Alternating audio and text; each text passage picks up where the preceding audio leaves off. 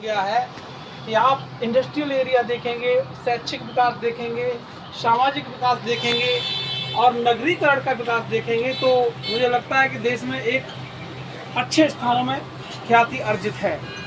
तो इन्होंने जो है समाज के लिए बहुत लड़ाई लड़ी और उस समय अगर लड़ाई नहीं लड़ते तो हम पिछड़े लोगों का हक नहीं मिल पाता, अधिकार नहीं मिल पाता।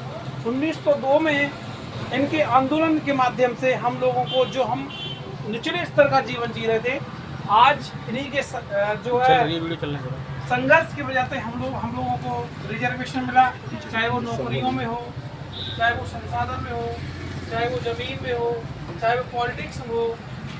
इस तरीके से इनके संघर्ष की वजह से हम लोगों को रिजर्वेशन मिला है। हम यही चाहेंगे, आप लोग एक बार इनके लिए तालियां बजा दें। अब आगे की कड़ी में हमारे पार्टी के वरिष्ठ कार्यकर्ता आदरणीय प्रदीप साहब जी आपको 2 मिनट बोलेंगे, उसके बाद समापन की ओर चलते हैं। So please come on the stage.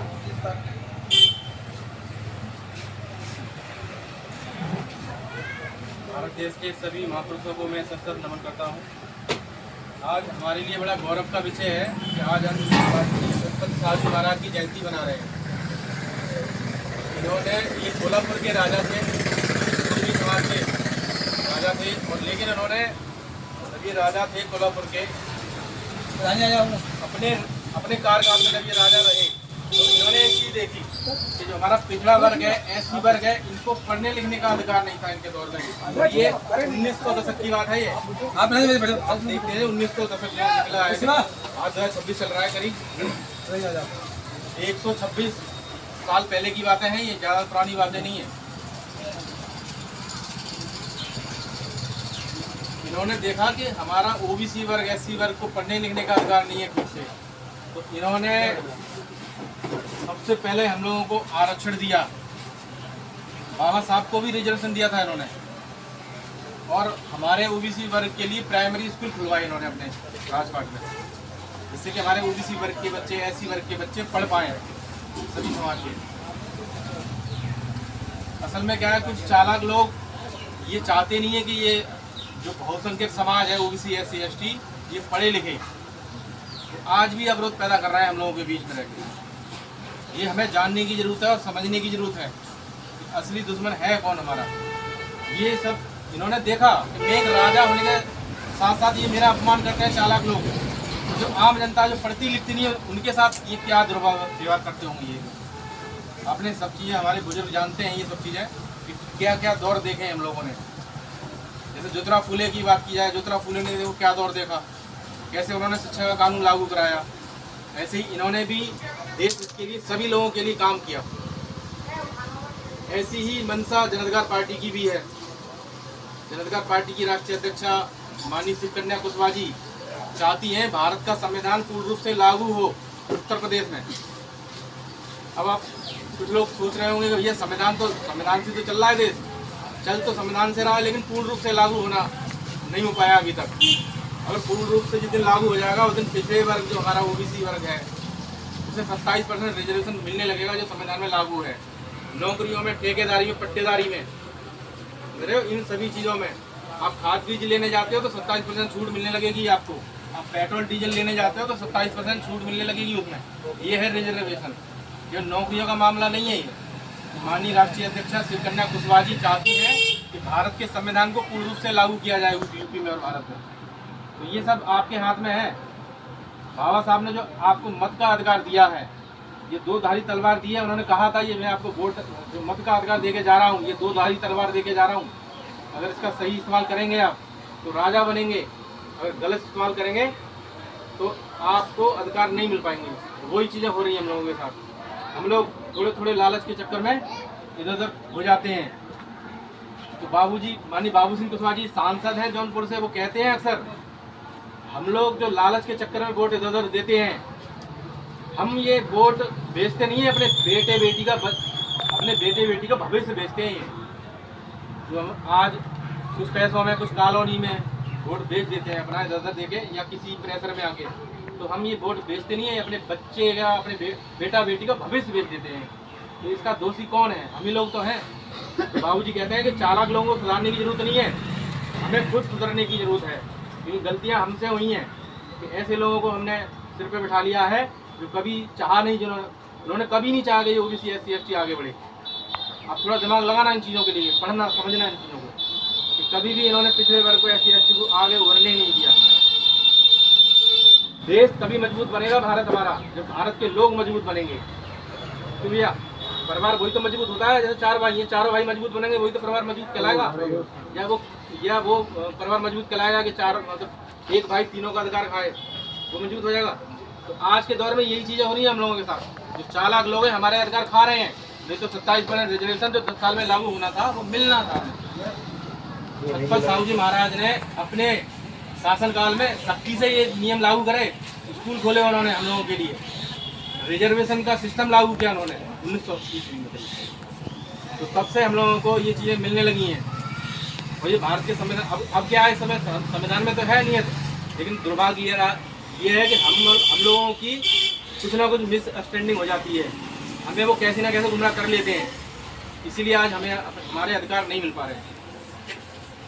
और बराबर टैक्स लिया जा रहा है सबसे, जिसको इनडायरेक्ट टैक्स बोला जाता है आम जनता को। आम जनता इनडायरेक्ट टैक्स दे रही है, ऐसा कोई व्यक्ति ना है यहाँ पे जिससे इनडायरेक्ट टैक्स ना वसूला जा रहा हो। बराबर आप गरीब हो चाहे करोड़पति हो, बराबर टैक्स दिया जा रहा है आपसे इनडायरेक्ट टैक्स। इसको उदाहरण के तौर पे समझ सकते हो, आप पेट्रोल भराने चले जाओ, ये गरीब मजदूर को भेज देना, आप उतने की आएगी या 100 से ऊपर है, 101 102 की है, और एक करोड़पति चला जाए उसको भी 102 रुपये की मिलेगी। यानी कि जो पेट्रोल पे टैक्स है वो बराबर देना पड़ रहा है, गरीब को भी अमीर को भी। तो हिस्सेदारी बराबर की नहीं मिलेगी, तो मिलनी चाहिए हम लोगों को। क्यों भैया, ऐसे ही सारी चीज़ें हैं जो हमारे जीवन में जो यूज़ करते हैं हम, उनमें हमको इनडायरेक्ट टैक्स बराबर देना पड़ रहा है, जिससे देश की सारी चीज़ें चल रही हैं। संसाधन जो अधिकारी हैं उनको सैलरी मिलती है, 4th क्लास का कोई कर्मचारी हो चाहे 1st क्लास का हो, सबको इनडायरेक्ट टैक्स के पैसे से मिलती है। और ये लगभग RTI की रिपोर्ट है, 27 लाख करोड़ रुपए इकट्ठे होते हैं सालाना। हमारी जो आम जनता 140-42 करोड़ उनकी इनडायरेक्ट टैक्स के पैसे से। तो अधिकार भी तो मिलने चाहिए हमें बराबर, तो टैक्स वसूला जा रहा है। तो नहीं मिलेंगे तो हम लोग गरीब ऐसे होते जाएंगे। महंगाई दिन पे दिन बढ़ती जा रही है, आप देख ही रहे हैं किस हिसाब से महंगाई बढ़ रही है।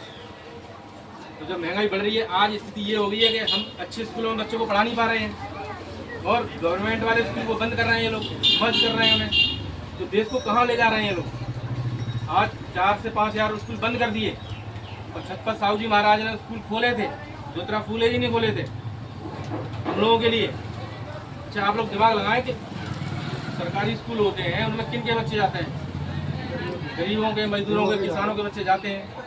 तो वो चालू होनी चाहिए, बढ़नी चाहिए। संख्या बढ़ रही है, जनसंख्या बढ़ रही है, कम हो रही है। तो जनसंख्या बढ़ रही है तो स्कूल बढ़ने चाहिए, कम होनी चाहिए। स्टाफ नहीं दे पा रहे हैं लोग, इसीलिए मर्ज कर रहे हैं। समझ रहे हो, स्टाफ नहीं दे पा रहे स्कूलों में। तो ये सब चीजें हैं, माननीय अक्सर कहते हैं, ये सब चीजें आपके हाथ में हैं।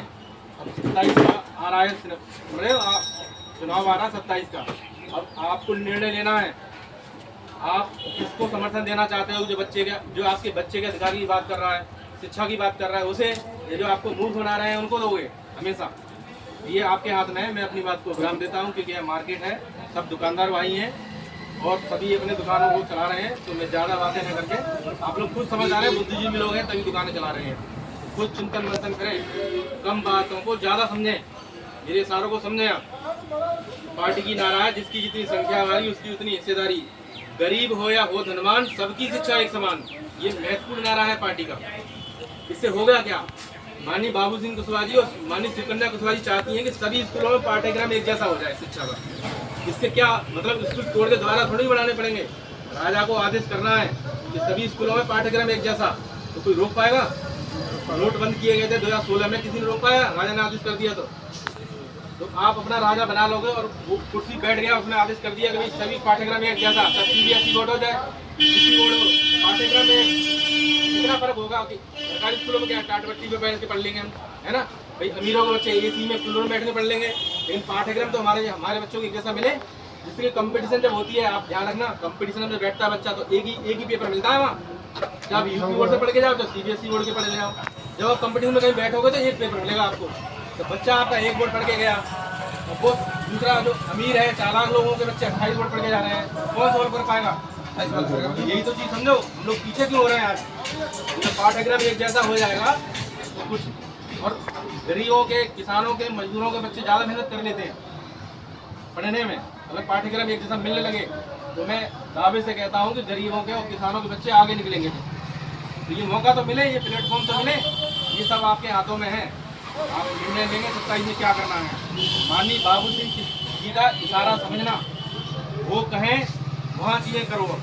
ये समय आ गया है, किसी के बहकावे में मत आओ। मेरे गुर्गे आएंगे हमारे समाज के ही इधर उधर से आपको गुमराह करने के लिए, आपको बांटने के लिए, ठीक है। आप बाबू सिंह कुशवाहा जी की तरफ रखो नज़र, क्या इशारा होगा 27 में, वो देख लो। अभी गठबंधन का कोई भी अनाउंसमेंट नहीं हुआ है कार्यालय से, कोई आपको गुमराह करेगा, ठीक है। तो कोई अनाउंसमेंट नहीं हुआ है, किसी के बहकावे में मत आया ना। जब तक पार्टी के कार्यालय से निर्देशन आया कि हाँ गठबंधन इतनी सीटों का हो गया, तब तक आप, ठीक है, इन चीज़ों का ध्यान रखें, अपनी आंखें खुली रखें। वो क्या रहा है 27 में ये देखें। बाबू जी को मैं चाणक्य मानता हूँ। आज के समय में क्या चाणक्य है, और हमें क्या बनना, चंद्रगुप्त मौर्य बनाएंगे। मैं अपनी बात को विराम देता हूँ, आप लोग समझें इन चीज़ों को और इस पर अमल में लाएं, ठीक है। मैं अपनी बात को विराम देता हूँ। बहुत बहुत धन्यवाद। जय हिंद, जय भारत, जय संविधान, जय जनता पार्टी।